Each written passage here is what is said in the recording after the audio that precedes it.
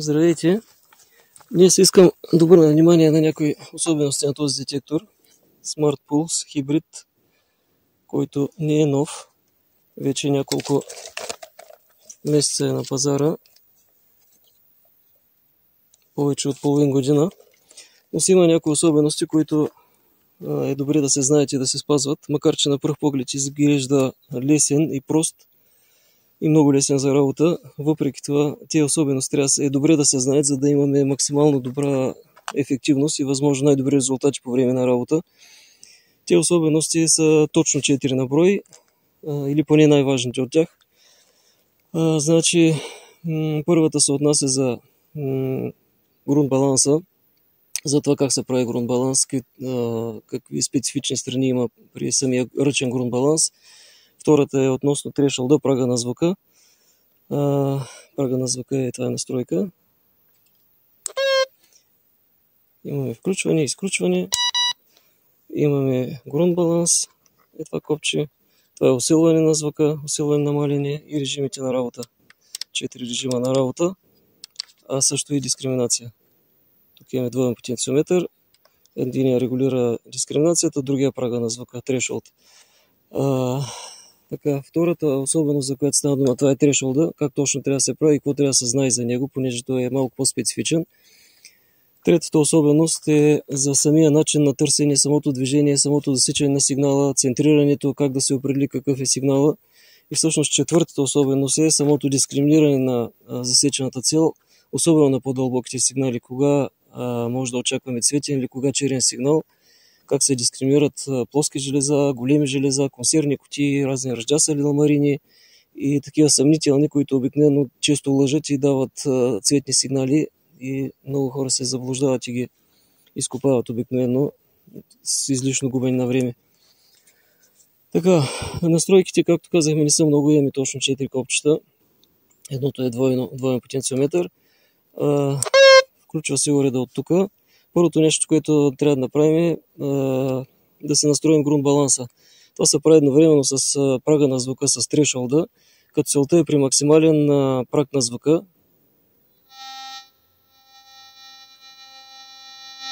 Ако е възможно дори на самото жужжение, да се направи съвсем финно и прецизно грунт баланса към земята, за да не се губи дълбочина, за да има максимална дълбочина. Често ми прави впечатление, че някои допускат следната грешка. Когато правят грунт баланса, не го правят съвсем финно. Там, където би трябвало да е нулата, грунт баланса остават леко настрани, не съвсем финно доизчистен, а той е вторичен сигнал, остатъчен, който остава от самия грунт баланс, го изчистват чрез намаляване на прага. Обаче това е грешка, заради тази грешка се губи дълбочина. И после почват понякога, ама то няма дълбочина, не е това, което е показано. И всъщност заради тази грешка могат да се получат намалени резултати при работа на търсене. При настройка на грунт баланса, това се прави ръчно всъщност. Настройката на грунт баланса се прави с движение на антената нагоре-надолу към земята и целта е да нямаме никакъв звук, нито висок, нито нисък тон от самата земя. Това се прави последния начин, вече е показвано, но още веднъж. Примерно в левия край на копчето на грунт баланса, при приближаване към земята, имаме нисък тон. В десния край, при приближаване,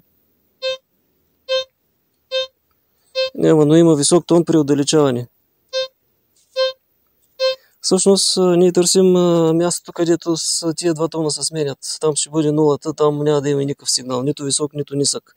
Като целта е при максималния възможния максимален праг на звука, трешолд, да се направи финно това балансиране към земята, съвсем точно и прецизно.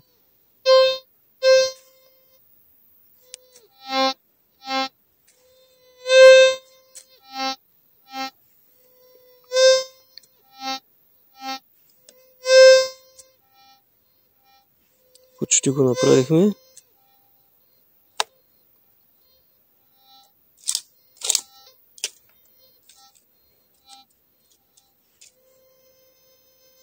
Долу горе и това е. Значи, например, при тази почва на конкретното място, грунт баланс се пада и тук някъде на малко след 7. Така, при това положение уредът е готов за работа. Ако имаме малък остатъчен сигнал, да речем не е съвсем точно на нулата, примерно и тук. Този сигнал може да се изчисти също и с намаляне на прага. Ето няма го. Обаче при това положение се получава загуба на дълбочина. Няма да има максималния резултат и няма да се постига най-добрата възможна дълбочина, която може да даде този уред. Затова винаги е добре втората особеност, за която стана дума, прага на звука, по възможност при самото жужжение да се направи съвсем финно балансиране към земята.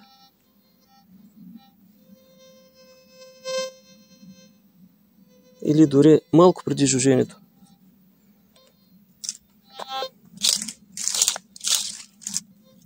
Така.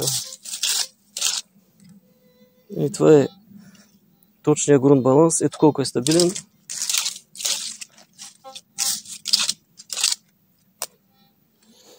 Така, винаги е добре да се прави това нещо. Ако има съмнение дали почвата, къде точно може да е грунт баланса, дали почвата е много тежка, дали е много лека, дали има някакви буклуци, винаги за препоръчване е да се постави копчето в десния край. В десния край има минисактон. В левия край, дори да не е съвсем накрая, има минисактон. Има ли ги двата тона, значи някъде ще има нула. Търсим тая нула. Там, където се сменят от висок към нисък, там няма да има никакъв сигнал. Това е точният грунт баланс на конкретното място. Втората особеност, за която стана дума, това е трешолда, прага на звука. Този праг на звука има така наречената SAT функция, Self Adjustment Threshold. Това е така наречения самонастройващ се праг, който в някаква степен успява да запази относителна стабилност на самия звуков праг, така че да не при наличие на смущения да няма накъсани, хаотични движения, да прави пи-пи-пи-пи-пи, да е нервен апарата, да се налага да го намалим прекалено много. Тук прага остава относително плавен и стабилен, в някаква степен, разбира се. Понякога при наличие на силни смущения някои казват прага се люлей, не е толкова спокоен, не е стабилен, това се усеща, разбира се, но в никакъв случай не е толкова нервен и подскачащ праг, както се получава на някои други видове детектори при наличие на силни смущения. Единствената особеност тук, че при наличие на такива смущения се получава един постоянен праг, който трябва да се намали. Нещо такова се получава. При това положение трябва да намалим прага, а намалявайки прага пада малко дълбочината.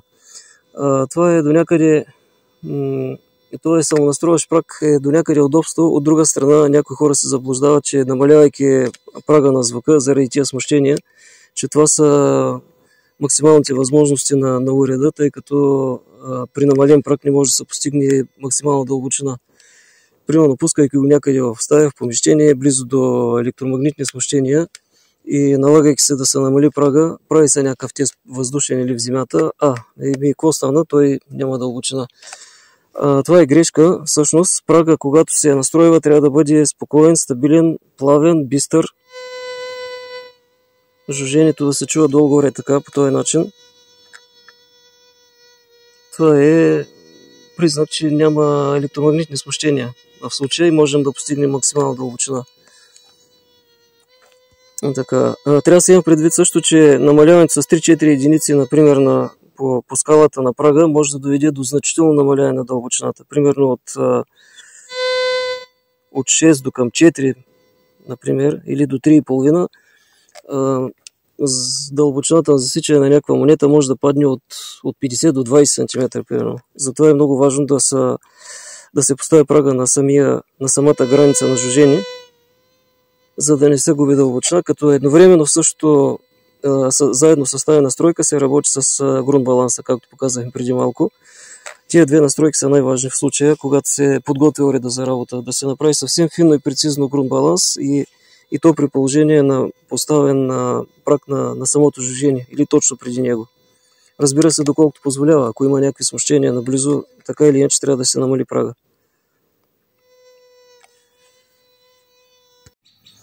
Третата особеност, за която стана дума, се отнася до това как е най-правилно да се движи самия детектор, как да се засича сигнал с сондата, как като има някаква цел да можем да я центрираме къде е, за да може да определим най-точно мястото и да дискриминираме дали е цветна, дали е черна.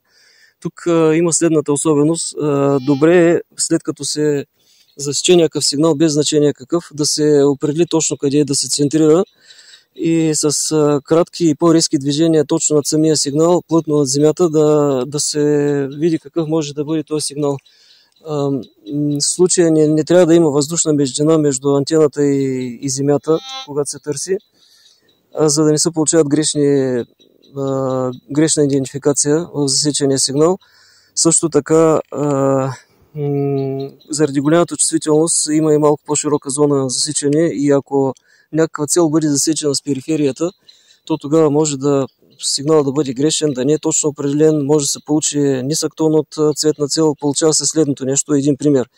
Тук в земята имаме една цел, една монета на 35 см. Детекторът засича още отгоре и отстрани.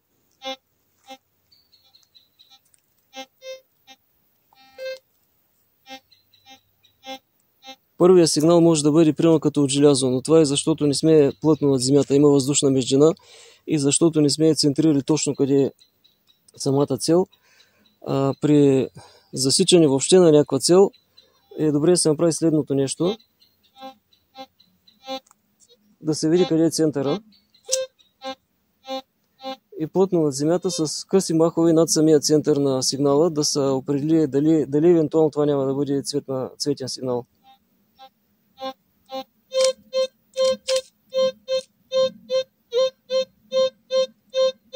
Ето какво се получава. Категоричен цветен сигнал на тази монета, която е на 35 см.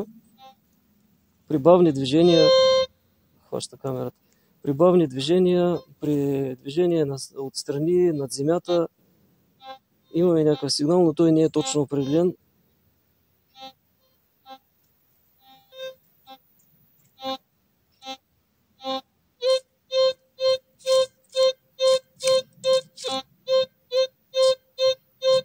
Такъв сигнал няма как да бъде подминат.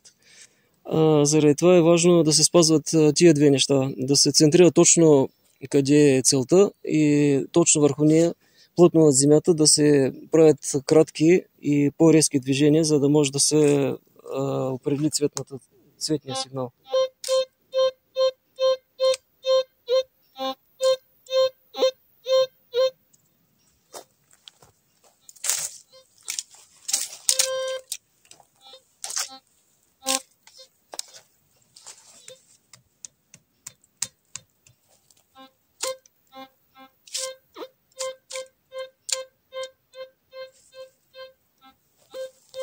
Чувал съм понякога да ми казват, ами засичам цели, обаче ми ги дава черни.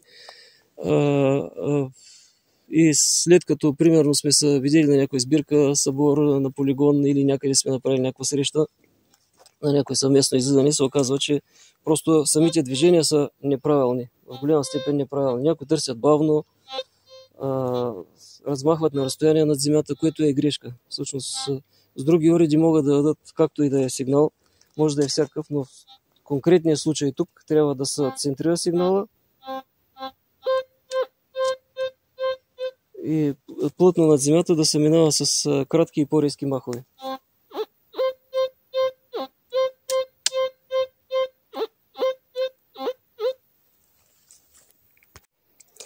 Четвъртата особеност, за която става дума, се отнася за настройката на дискриминацията и самото дискриминиране на засечените цели в земята, особено за по-дълбоките сигнали и независимо дали са цветни или черни.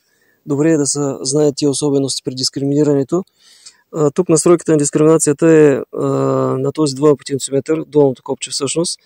Регулира се от 1 до 10, като всъщност тази дискриминация не влияе на това как се засичат, кои метали как се засичат и дали да бъдат отхвърлени някои метали, а влияе всъщност на дискриминирането на железата в земята и на това как ще бъдат дискриминирани железата. Ако се постави дискриминацията на 0, във въздуха всички метали са еднакви с висок тон и железата, т.е. също стават биват засичани с висок тон като цветни. Обаче тази дискриминация е добре да се намаля, когато има минерализация, когато почвата е по-минерализирана. Нормално се държи на 3-4, може да бъде и на 2. Това нещо се постига, се пробва опитно на място. При нормални почви е добре да се държи на 3 или 4, не повече. Може да се увеличава дискриминацията, ако искаме да проверим някои големи железа, плоски железа, съмнителни. Вече имаше видео за това как се засичат големите ръждиви железа, плоските, консервните кутии. В описанието на това видео може да се види линка към това видео. Значи, когато се засича някакво голямо плоско желязо, то може да даде и цветен сигнал. Както обикновено много детектори дават цветни сигнали от големите железа, от консервни кутии, от лемежи, други плоски железа, ламарини. Обаче има една такава особеност, че с засичането на периферията на антената, желязото винаги дава нисък тон, винаги се засича като желязо. Обикновено този цветен сигнал, той е в центъра на антената, в средата, когато се пресича активната зона на антената. Също така помага вертикалната дискриминация, когато имаме съмнение за дали е цветен или черен на този сигнал. При вертикалната дискриминация, дори и с периферията, цветният сигнал си е винаги цветен, няма обръщане на желязо. Погледнете видеото в описанието, там е показано много добре точно как става.